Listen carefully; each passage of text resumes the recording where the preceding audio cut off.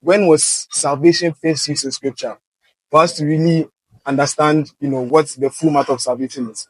Now, I think in Genesis 49, right, it says that, and then I have inquired or I have waited for your salvation. So that's when first the word salvation was used in scripture. And then salvation there was Yeshua, Yes, sir. right? In Hebrew, salvation there was Yeshua. So it means that the coming of Yeshua was the same expectation that the man of God had in Genesis 49.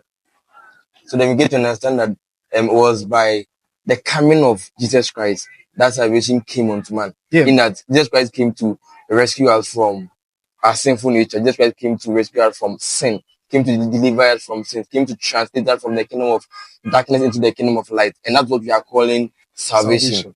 Now, that's what we are calling salvation. But then that is not the full matter of salvation. Okay. Because we understand that even with man, right? It says that in Genesis 2, it says that, and then God breathed into his nostrils and he became a living soul.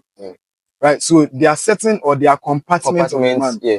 So even with salvation, it's supposed to affect every single aspect of the man. There are 3 compartments. Exactly. Okay. Now, in Ephesians 2, makes us to understand that, there was the coming of Christ in that, there was a new man that was formed. Now, the realities that came with the coming of Christ was effected in the spirit of the man. We are seeing the effect of these things in the spirit of the man. Because once his soul is affected, his spirit is affected, it can then affect his soul, then into his body. Now, let me ask this question.